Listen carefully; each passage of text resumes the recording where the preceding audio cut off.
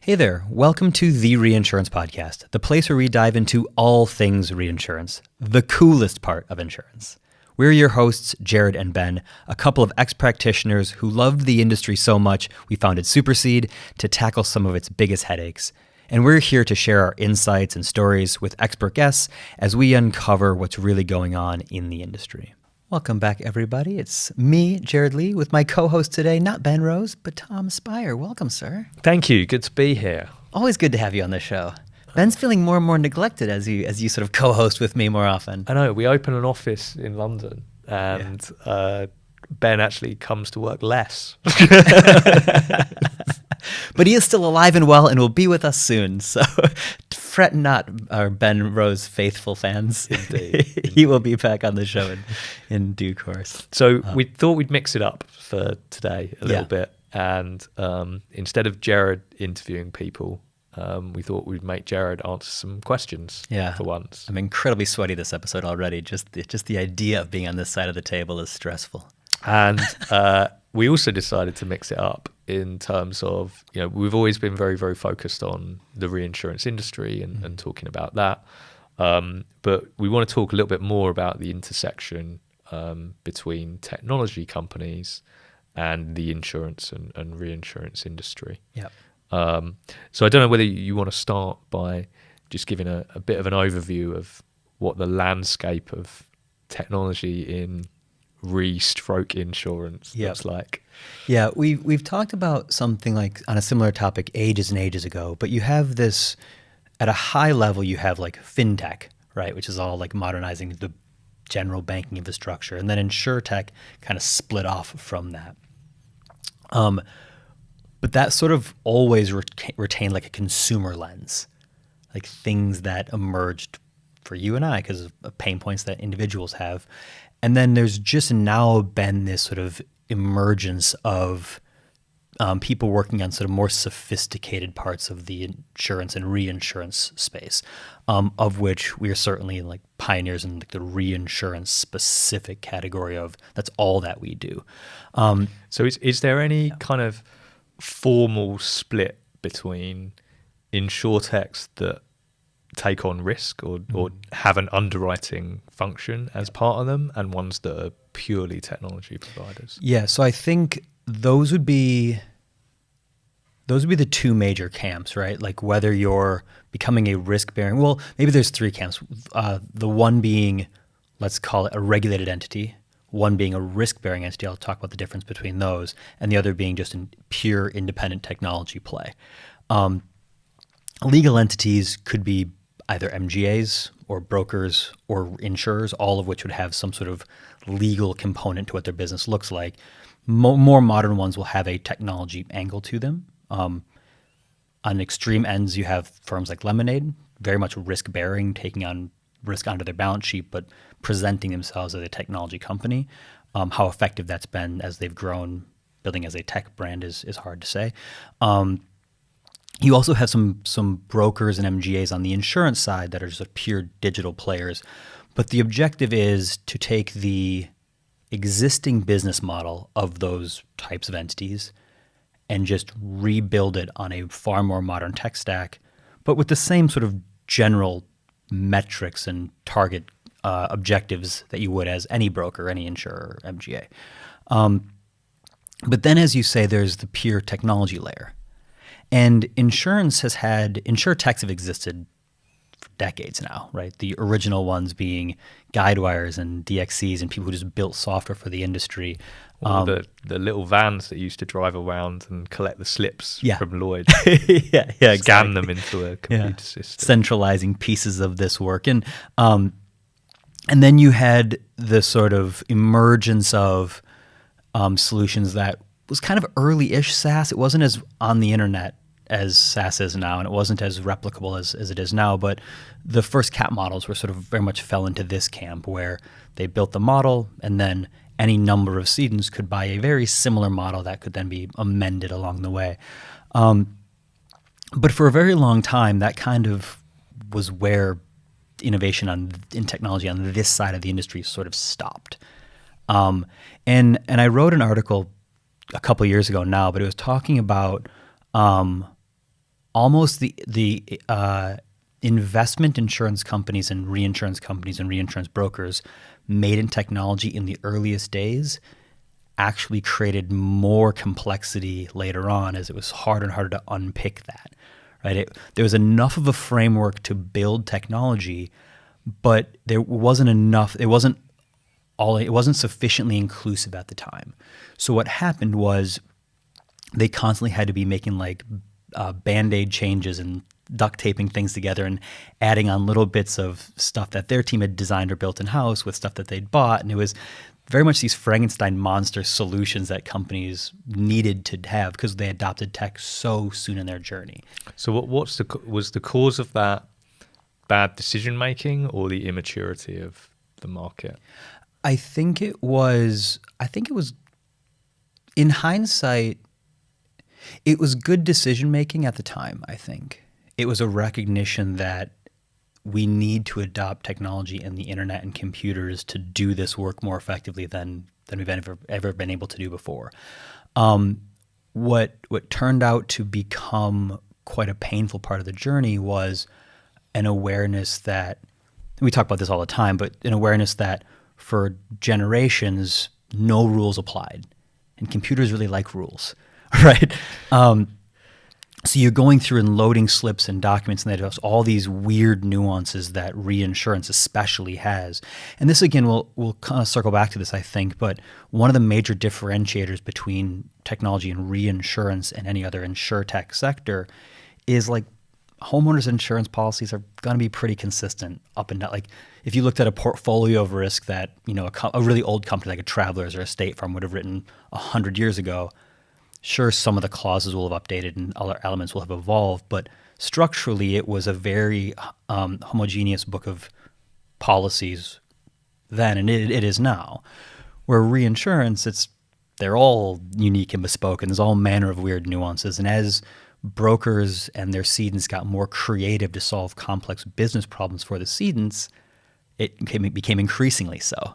Right, market conditions are hardening, so you're getting loads of differential terms across all your reinsurers, which are written in the margins of a contract that says, well, this only applies if, and now you're trying to load, like, so they built systems to try to accommodate all of those things, but just made those systems incredibly tough to work with, and that sort of. So I guess logic says if you're trying to build a piece of technology, you should start with kind of the common denominator, Yep. the thing that's common across all of the different variations that you're going to look at. And typically, if you look at insurance, that common thing is the wording of the contract, the wording of the agreement that you're making with the insured. The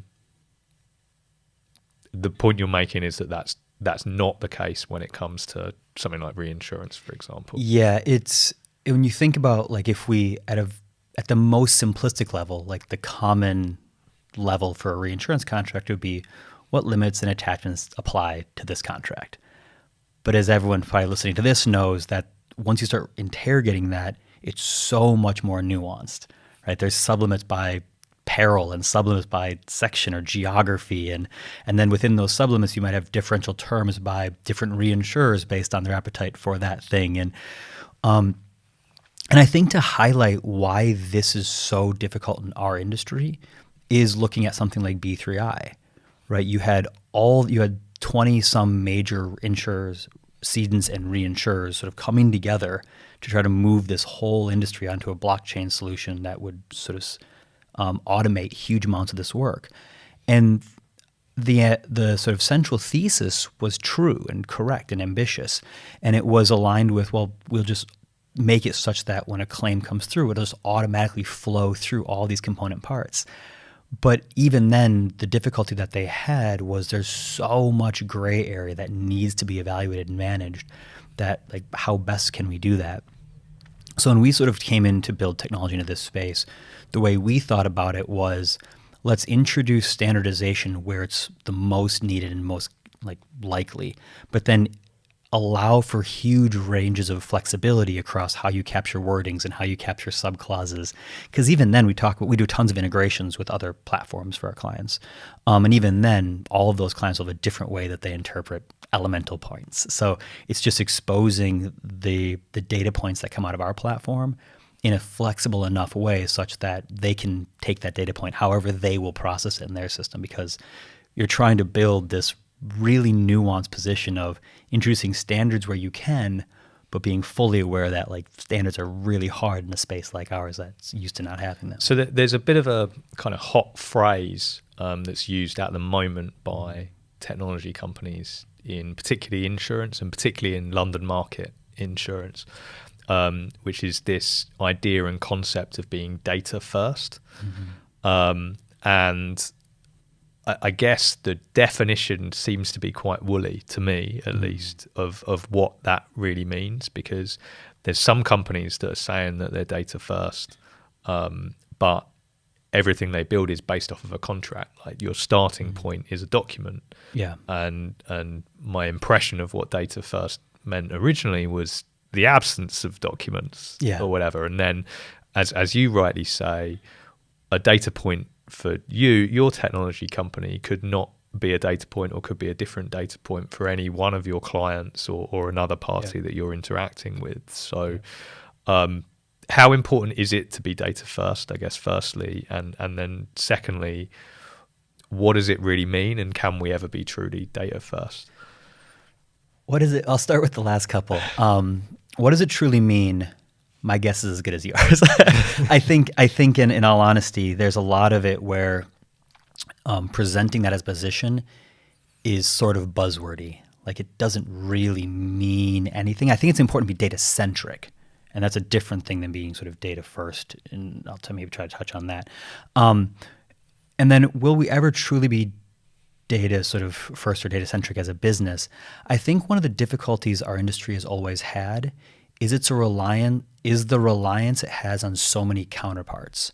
So let's say, for example, I am an insurance company and I've decided I don't want any of my reinsurance contracts to be written on an MRC, a market reform contract structure. I don't want to have my clauses done this way. I want to fundamentally reimagine from a truly data first perspective. I want to like build out clauses in like libraries that have codes attached to them for every single clause, and this is how mine will work. That's excellent in theory, right? But now I need my broker to understand how that process is going to work. I need every single reinsurer that I work with around the world to be fully comfortable with that evolving model. Like, it's this reliance on counterparties requires our industry to sort of make these step changes together, and that position has been one where it's been so difficult historically, because we've looked at it and gone, okay, it's this recognition of the chicken and the egg, where it's like, well, what if we just do all of it at once? It's like we have to have a start. We have to sort of chip away. We have to sort of go through this developmental process by which you can't just do everything, get the whole market to one point. So the way we think about that problem is, how do you chip away at the little elements along the side, working towards the center, right? And bit by bit, you'll chip. My analogy has fallen entirely to pieces here, so I apologize. This is the hard part of being on this side of the table. But if you think about it, you can't just say, let's move the entirety of this system to one place all at once, because that lift is far too big, and there's far too many players who are really slow to adopt. And we talk about the role and the impact that the really big brokers or really big reinsurers have. Well, if a couple of them are slow, it moves the whole thing slower still. So the way we think about it is, how do you ingest, or how do you build out a model that adds data centricity along the way, right? You talk about the work that we do with submission packs for cedents. We're adding loads and loads of data centricity to their workflows so they can understand their book better. They can chop and dice their data 1,000 different ways. We integrate that data with reinsurer systems and with the broker systems so those partners can utilize that data more effectively. If we extrapolate out what that looks like in a 10-year time horizon, submissions look fundamentally different, But if you were to say to a reinsurer, I no longer provide a submission sort of sections and all these sort of elements of what you'd expect to see, I'm going to give you a fundamentally different like file type that does something different, the reinsurers won't be able to adjust to it. But if you sort of chip away at solving layers of peeling away the layers of the problem as you go, you work and you build those integrations along the way, bit by bit you're unlocking this sort of universe where we become truly data first, where underlying points of data that come from the original policies that an insurance company writes, elements of that, those points of truth that are from that system are directly accessible by the reinsurer underwriting the risk, right? How you think about the frequency of data on quota shares, the frequency of data between MGAs and reinsurers becomes a fundamentally different conversation. But it's too much of a lift in an industry like ours just to start there. So that was the sort of central thesis that we had when we sort of looked at it is, what are those layers? What are the sort of elements in the center that we just can't get to for a while? And that's okay. But pulling away value at every step of the way as you sort of pursue that truly data first position. And is that, if that's the approach, is that more of a challenge or less of a challenge being focused on reinsurance as opposed to doing insurance or being across insurance and reinsurance? I think, I don't know if it's more or less of a challenge. It's a different challenge. We talk about the role of network effects in the reinsurance industry, and this isn't a unique idea or concept, right? B3I talked about the sort of role network effects would play a huge amount in their sort of early endeavors. But when you think about the network effects in reinsurance, it's and this sort of this flywheel effect that you might have. You can see what I'm watching on Netflix now. But it reminds you of that sort of scene towards the end of Lost, for those of you who watch Lost like me, where they find the cog, but it's like frozen in the wall. And it's like when you have the major parties that are also involved, getting that flywheel to spin is incredibly hard. There's a lot of huge systemically critical players who need to also make that journey with you and get on board. But at the same time, you have to remain independent.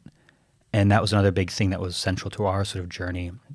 When we looked at efforts that were done in the past, it was, well, if we just get Aon to be our partner here, that will unlock the flywheel, it'll all move. But what you saw in response to that was everyone else on that wheel anchored down and said, well, we're not going to just take the Aon system. Because why would Guy Carpenter do that, or AG, Gallagher do that, or whomever? So you have to have it where you chip away at those elements to get that moving. So once it moves, I think it's easier in the insurance market because there's fewer players, but they're all more impactful to the rest. The insurance model, a similar one, easier in your ability to sort of scale it earlier because lots and lots and lots of small people you can just go towards. But you never get the benefit of like truly adopting like a worldwide solution.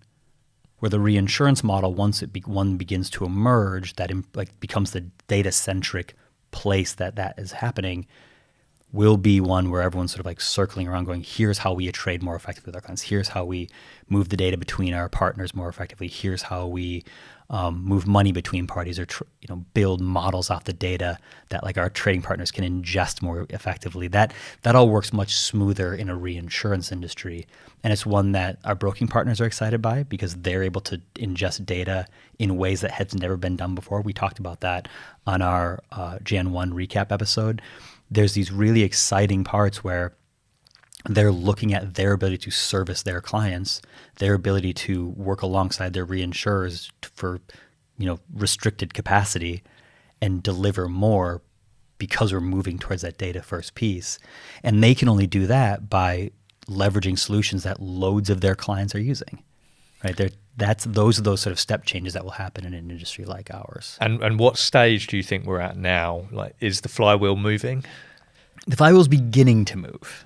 Right, you're seeing more and more reinsurers coming onto the platforms to respond to work with their cedents and brokers.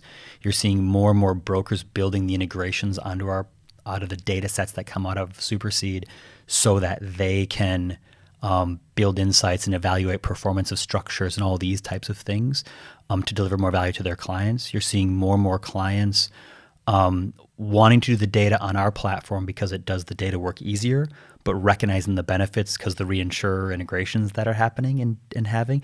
So when there's the reinsurers building integrations to help price the risk more quickly, it makes it easier for more cedents to want to do that and more brokers to want to do that. And so you're seeing more and more of those counterparties coming on to work with the various clients that we already have. So you're beginning to see that more and more over time.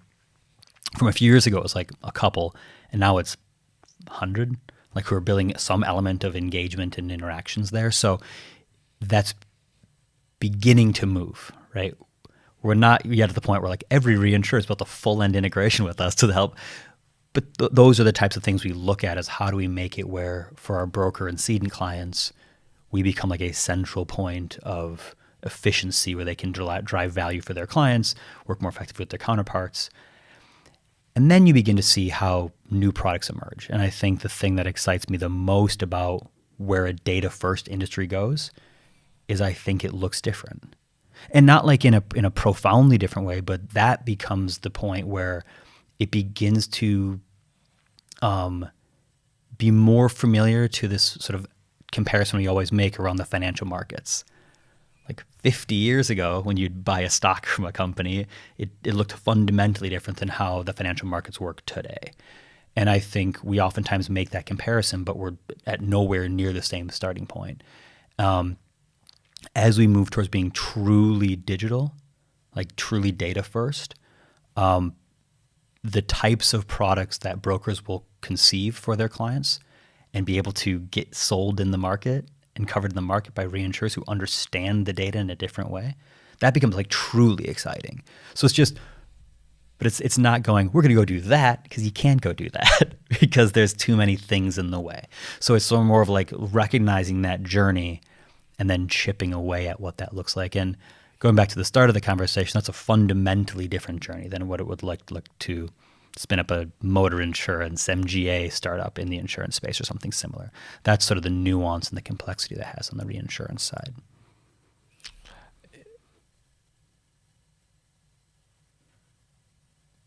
I don't know how to end it. Well, 1 minute. Is that good? Nicely done. You're a really good interviewer. Thanks, everybody. And on that bombshell. I'll do that. Thanks for tuning in to the Reinsurance Podcast. If you enjoyed our show, don't forget to subscribe wherever you get your podcasts and leave us a review to let us know how we're doing, preferably 5 stars. For more insights and updates, follow us on LinkedIn and visit our website at supercede.com/podcasts. You'll find the links in the show notes.